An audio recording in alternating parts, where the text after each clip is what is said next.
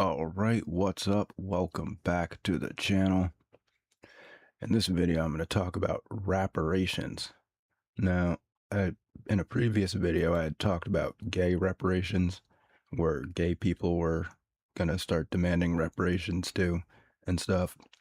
And I was kind of saying that, even though it was kind of a joke video and people kind of weren't taking me serious about it, that was the main point of the video was that, once you do reparations, it's going to open the floodgates for everybody else to start asking for reparations. And I mean, I wouldn't be surprised if white people started asking for reparations from rich black people, since we already have now poor black people asking for reparations from rich black people. So I guess what kicked off the whole questioning of Jay-Z's wealth and how he's a black billionaire or whatever started off with this new album that he released with Target. And black people were pissed off because Target dropped their DEI program, which I think is a good thing, actually. So I put the links to all these articles down there. And, people are talking about it, and then people are now questioning, whether or not they made a mistake by allowing, rappers and celebrities and athletes and stuff like that to become so wealthy and to become, I guess what they're saying is like leaders of the community, or they were assigning leadership positions to people that were basically just, people that were trying to get rich, or they're really good at sports, and they're assigning political motives to these people that they're now realizing that these people don't share the same political motives as them. Obviously a guy that's trying to become a billionaire doesn't share the same political motives as a socialist. It should be pretty obvious. And now you guys are like acting shocked. Oh my God, he went from selling crack to people to selling records about him selling crack and promoting a kind of like gangster lifestyle. I mean, he did eventually change. I will give him credit for that. But his first couple albums, he was promoting the whole like get rich or die type of philosophy where it's like, well, I was selling crack, but actually the rap thing is more lucrative and it's basically the same type of business structure. Like that's what basically like, Jay-Z, 50 Cent, they're famous for rapping about those type of themes, that basically selling crack and selling albums are very similar in the way that you do it, which I kind of agree with them. And that's why their business acumen transferred from selling crack to selling records. And that's why they're so successful. That's the story, right? It's also that they were picked up by major labels. That doesn't hurt their cause at all. But we can check out these couple articles a little bit.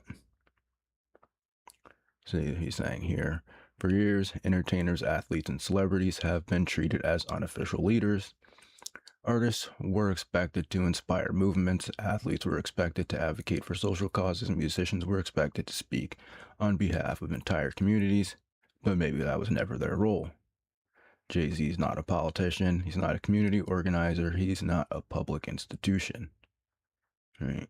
And then they're saying the real divide may be economic. Right? Housing costs continue to rise. Economic insecurity remains widespread. Many families feel further away from financial stability than they did years ago. At the same time, celebrity wealth has reached levels previously unimaginable. As that gap widens, some people no longer see billionaires as representatives of their communities. Well, especially if you're a socialist, you definitely wouldn't see a billionaire as a representative of your community. I mean, I'm not hating on Jay-Z for being rich. I think the angle that I would come at this from is more that they were pushing the gangster rap type of thing, and that has more of a negative effect on the community, I think, than having some black people become rich. I think that is actually a positive thing. Now, I mean, it's not a positive thing for every individual, but because they're saying things like, well, you know, does it really mean that black people are free? It's kind of like the same thing as the Obama thing, right? It's like, well, Obama's the president, but that doesn't mean that all the other black people are free. It's just a one-off thing. But it does kind of prove that, you know, nothing's really holding black people back in that sense, like legally, from a legal perspective, because Jay-Z obviously is allowed to be as rich as he wants to be.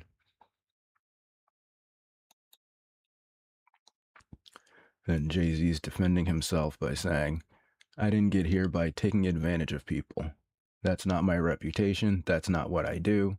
I didn't get here by taking advantage of people or taking advantage of the loopholes in the system or some wrinkle in a capitalist structure.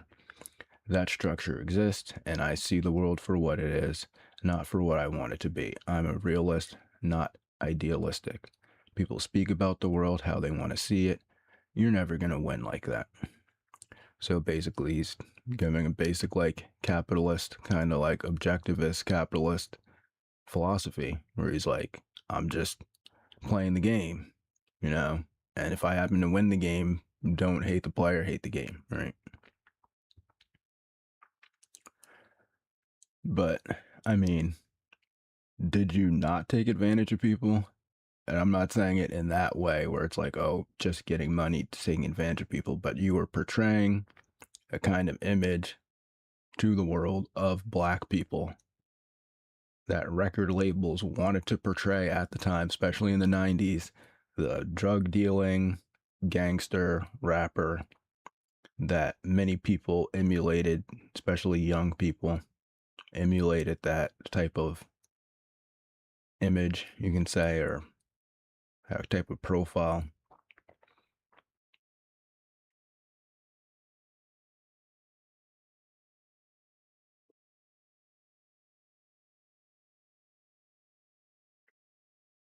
He's the first hip hop billionaire. Okay. Check out this third article here. No, this guy, he's kind of like in the middle.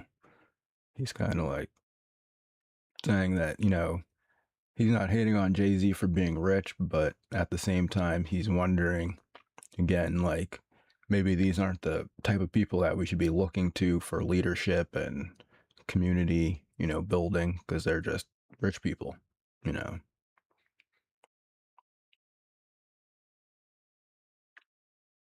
He says, in other words, if Jay-Z's ascent becomes shorthand for black progress, then the critique of the system that continues to oppress those at the margins starts to fade. The culture begins to confuse exceptional mobility with collective freedom, right? So he's saying, if Jay-Z gets rich, it doesn't mean everybody else is rich, but then people are going to point to Jay-Z and say, well, hey, look, he's rich, so guess we don't have to do reparations anymore, right?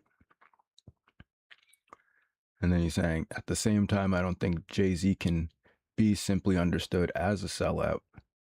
Communication scholar AJ Escofree has written a lot about what he calls reparative media. Essentially calls for media institutions to do more than offer tokens of representation to marginalized communities. Media companies need to be built or owned by those communities. So you can see he's kind of into the socialist thing. But I mean, at the same time, it is true, especially if everything's moving towards this more like online type of personality based and issue based media. Because, like, before you could say that the media, even though they weren't neutral, at least they were trying to present themselves as being neutral. But now everything is kind of algorithmically based, and it's like everybody's in their echo chamber. And then certain people are just going to be at the top of that echo chamber. I mean, to me, it's just more of like an individual decision of whether you want to support these people or not. I don't think that we need to bring in socialism to like take down people at the top of the social media hierarchy or media hierarchy. It's just a choice that people need to make on their own, whether or not they like, want to have these huge media conglomerates still, because that's the way it was in the past, or if people are gonna like more branch off into smaller and smaller kind of like echo chamber things, which each has its pluses and its minuses, because obviously when you branch off into like decentralized things, you don't have as much political power. But at the same time, then you end up with like a Jay-Z who's just some rich guy, and then you make him rich, and then he tells you to S a D when you're like, hey man, like, you're the only person that's benefiting from this relationship. So, I mean, if you don't want that to happen at the end, the decentralized way is kind of the way to go.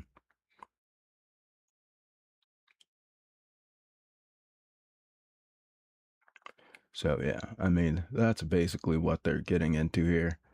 And, people can make fun of me or whatever and say that I don't know what I'm talking about, but that was what I was talking about in the gay reparations video, too, was that once you open the floodgates of reparations, then who's to say that somebody can't claim that you have more than them? Because, I mean, especially if your entire argument is basically just saying that anyone who benefits from capitalism is thereby guilty of causing oppression to people that are not benefiting from capitalism.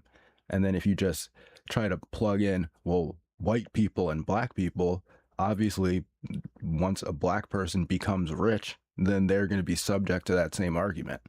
And like I'm saying, this is like the next step, right? First it was gay reparations. Now it's blacks asking rich blacks for reparations. So I really wouldn't be surprised if you start to see, poor white people demanding reparations from rich black people on the grounds that they're benefiting from the system that was built by the black people's ancestors, right? And now they're rich and the white person's poor. And so that the white person now demands reparations from the black person. You see what I'm saying? Like, and what, like you said it, you're the one that set it up and opened the gates for it to happen, right? So then you can't get mad when you start seeing white people demanding reparations from rich black people. Like, that's basically what the next step in this is. But you'll say I'm crazy, and you say I don't know what I'm talking about, just like you did before when I said that this was going to happen. Okay. Anyway, so that's basically the video. The links to these articles are in the description. Have a good day and peace.